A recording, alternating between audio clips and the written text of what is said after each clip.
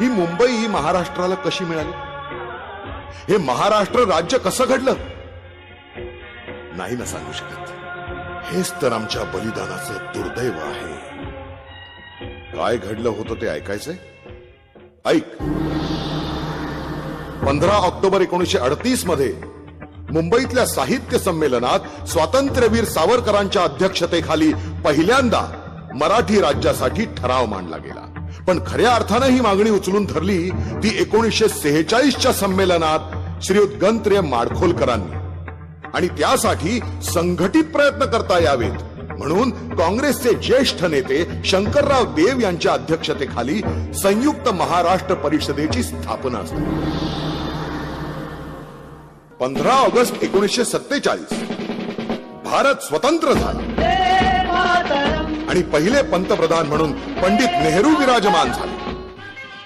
स्वातंत्र्य प्राप्तीच्या सुमारास भाषावार प्रांत रचनेसाठी न्यायमूर्ती S.K. दार यांचं कमिशन नेमलं होतं. आपल्या अहवालात भाषावार प्रांत रचना देशाच्या एकात्मतेचा घात करणारी आहे असा अभिप्राय देऊन या कमिशननं मूळ संकल्पनेला छेद दिला.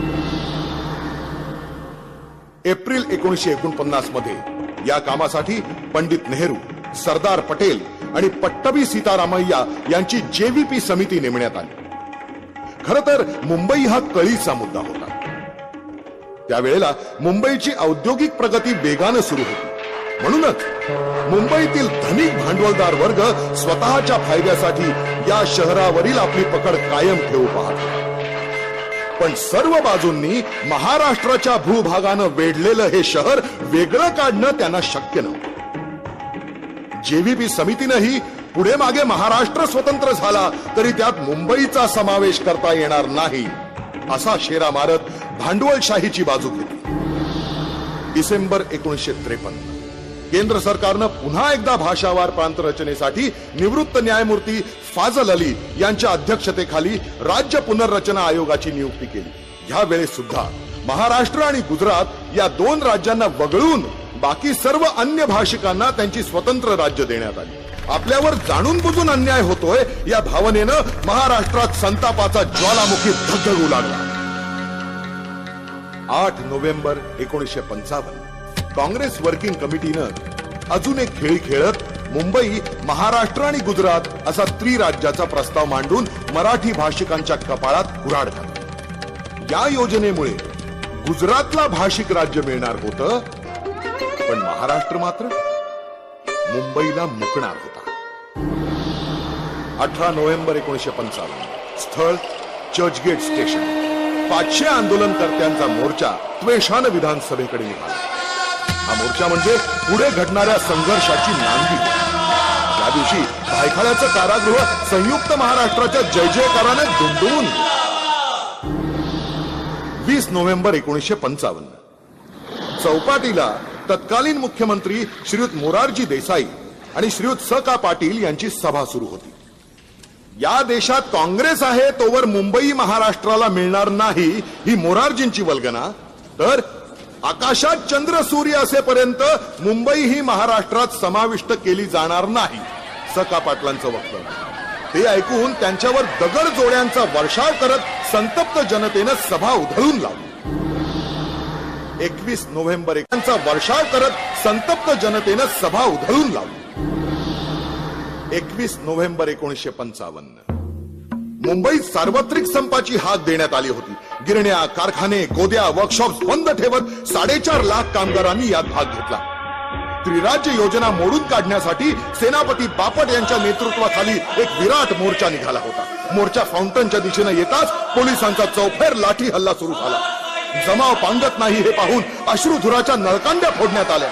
निशस्त्र आंदोलनकर्त्यांवर बंदुकीच्या फैरी झाडल्या गेल्या. शेवटी पहिल्या 15 जणांचा बळी घेत 300हून अधिक जखमींचं रक्त सांडत या चळवळीचं रक्तरंजित पर्व अशा निर्घृण पद्धतीनं सुरू झालं.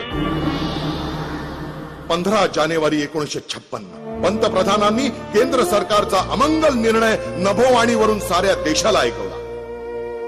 विदर्भासह महाराष्ट्र आणि कच्छसह गुजरात अशी 2 स्वतंत्र राज्य जाहीर करून मुंबई केंद्र शासित केली गेली.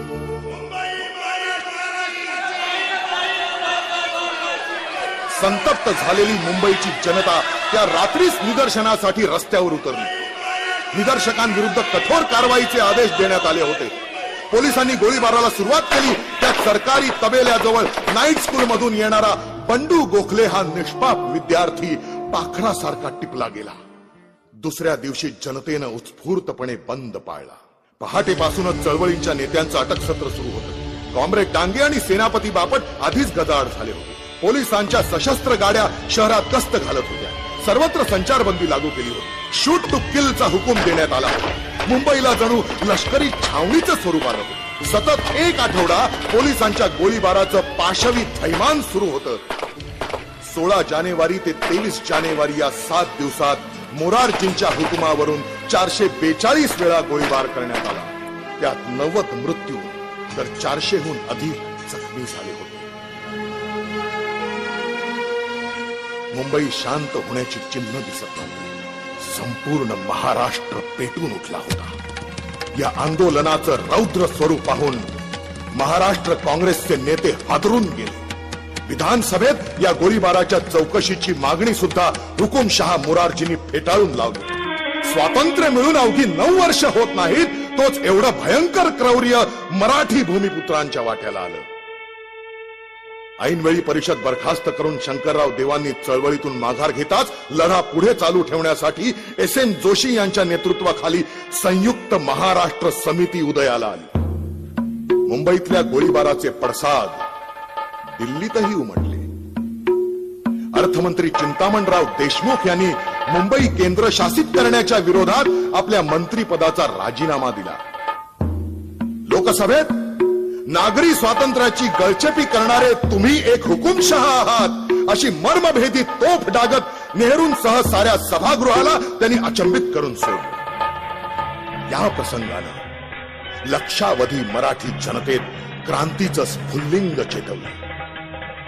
कम्युनिस्ट, समाजवादी, प्रजा समाजवादी, शेतकरी कामगार संघटना, सोशलिस्ट असे अनेक पक्ष आपले भेद, पक्षीय प्रतिमा बाजूला ठेवून अखंड महाराष्ट्रासाठी समितीच्या झेंड्याखाली एकवटले. या लढ्यात तरुणांनी तर आहुत्या दिल्याच, पण अहिल्या रांगणेकर, विमल रणदिवे, गोदावरी परुळेकर, कॉम्रेड तारा रेड्डी अशा अनेक महिलांनी या लढ्याचं नेतृत्व करत गोळीबार, तुरुंगवास कशाचीही तमा बाळगली नाही. एकीकडे आचार्य अत्रे आपल्या घणाघाती भाषणांनी सरकारवर प्रहार करत होते, तर बाळासाहेब ठाकरे मावळा या नावानं व्यंगचित्र काढून सरकारची व्यंग लोकांसमोर आणत होते. 27 जुलै 1956 जय महाराज 2000 मराठी भूमिपुत्रांनी थेट संसदेवर धडक दिली. शाहीर अमर शेख यांनी डफावर थाप मारून जागा मराठा आम जमाना बदलेगा म्हणत दिल्लीचा तख्त हलवून सोडलं. शेवटी केंद्र शासित मुंबईचा निर्णय सरकारला गुंडाळून ठेवावा लागला. पण संघर्ष अजूनही संपला नव्हता. ऑक्टोबर 1956 लोकसभेतील बहुमताच्या बळावर मुंबईसह महाराष्ट्र आणि कच्छ सौराष्ट्रसह गुजरात असे एकत्र आणून नेहरूंनी द्विभाषिक राज्य लादलं. या नव्या राज्याला मुंबई राज्य असं नाव देऊन महाराष्ट्र ही अक्षरच पुसून टाकण्याचा डाव होता. नेमकं याच वेळी महाराष्ट्राचं अस्तित्व टिकवण्यासाठी आचार्य अत्रे यांचा दैनिक मराठा रणांगणात उतरला आणि संपूर्ण महाराष्ट्र ढवळून निघाला. परिणामी मार्च 1957च्या विधानसभेच्या निवडणुकीत काँग्रेसचं पानिपत करून समितीनं आपल्या विजयाचे चौघडे वाजवले. मुंबईसह संयुक्त महाराष्ट्र होणार असा संकेत देत मुंबई महानगरपालिकेवरही आपला ध्वज फडकावला. 30 नोव्हेंबर 1957 प्रतापगडावर शिवाजी महाराजांच्या अश्वारूढ पुतळ्याचं अनावरण पंडित नेहरूंच्या हस्ते होणार होतं. महाद्विभाषिकांच्या विरोधात लोकशाहीर अण्णाभाऊ साठे, क्रांतिसिंह नाना पाटील, आचार्य अत्रे, एस.एन. जोशी, कॉम्रेड डांगे, सेनापती बापट, प्रबोधनकार ठाकरे, कॉम्रेड मिरजकर, दादासाहेब गायकवाड, गुलाबराव गणाचार्य अशी 52 कशी नेतृत्वाची फळी. 2 कौडी के मोल मराठा बिकने को तैयार नहीं अशा आविर्भावात काळे झेंडे घेऊन उभी ठाकल्यावर कोणाची विषाद उरली आहे. नेहरू शांतपणे मान खाली घालून मोटारीतून निघून गेले.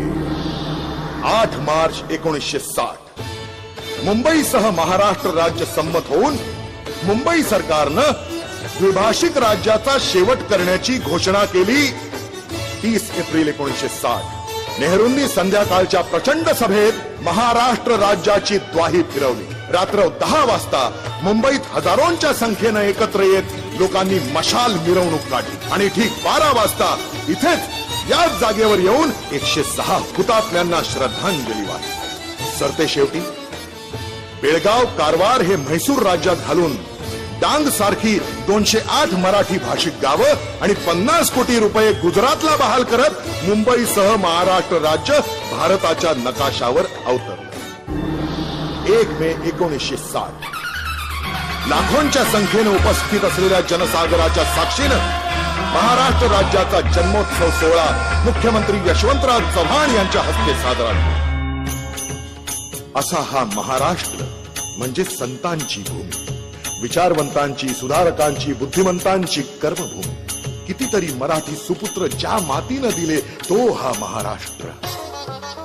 राजकारण, समाजकारण, विज्ञान, साहित्य, संस्कृती, क्रीडा अशा प्रत्येक क्षेत्रात महाराष्ट्राला आणि देशाला नावलौकिक मिळवून देण्यासाठी मराठी माणूस नेहमीच अग्रेसर राहील. मग आज याच महाराष्ट्राच्या राजधानीत मराठी माणसाला अपमानित का व्हावं लागतंय? घरापासून रोजगारापर्यंत त्याला डावललं जात आहे. ज्या गिरणी कामगारांनी आणि शेतकऱ्यांनी भांडवलशाही विरुद्ध लढा देत मुंबई मिळवली, त्या शेतकऱ्याला आज आत्महत्या कराव्या लागत आहेत. गिरण्यांच्या जागी हायफाय मॉल उभे राहून गिरणी कामगार देशोधडीला लागलाय. ज्या शिवतीर्थानं महाराष्ट्र राज्य निर्मितीचा सोहळा पाहिला, त्याच शिवतीर्थावर लालू, मुलायम सारखे उपरे येऊन मराठी माणसाला आव्हान देतात आणि स्वतःला मराठी म्हणवणारे आपले राजकारणी वेगळे झेंडे घेऊन आपापसात भांडतात. आज काही महाराष्ट्र द्वेषी अमराठी विचारतायत, मुंबई कोणाच्या बापाची? अरे जाऊन सांगा त्यांना, मुंबई ही मराठी माणसाच्याच बापाची. कारण ज्यांनी आपलं रक्त सांडून ही मुंबई मिळवली त्यात तुझे वडील आहेत, तुझे आजोबा आहेत, तुझे पणजोबा आहेत. सावध हो. आज परप्रांतीयांचे लोंढे महाराष्ट्रावर आक्रमण करत इथले व्यवसाय, उद्योगधंदे, अर्थव्यवस्था काबीज करत तुला हळूहळू नामशेष करू पाहत आहे. मराठी माणसाचं अस्तित्व टिकवण्यासाठी आता पुन्हा एकदा तुला शिवधनुष्य उचलायचंय. उच्च शिक्षण घेऊन आपली बुद्धी परदेशात विकण्यापेक्षा आपल्याच मातीत प्रशासकीय सेवा, corporate sector, IT sector, building construction, share market अशा विविध क्षेत्रात पाय रोवून उभा राहा. परप्रांतीयांचा केवळ द्वेष करण्यापेक्षा त्यांची आक्रमकता, चिकाटी आणि मेहनत करण्याची वृत्ती आत्मसात करून कुठलेही छोटे मोठे व्यवसाय करायला लाज बाळगू नकोस. आणि स्वतःची प्रगती करत असताना मराठी समाजाला सुद्धा बरोबर नेण्यासाठी संघटित प्रयत्न कर. आज जर कच खाशील तर हे मराठ्यांचं राज्य जाऊन कुणीतरी उपरा महाराष्ट्राचा मुख्यमंत्री बनत तुला डोकं सुद्धा वर काढू देणार नाही. जागा हो. अरे आमचं बलिदान असं वाया जाऊ देऊ नकोस. बलिदान असं वाया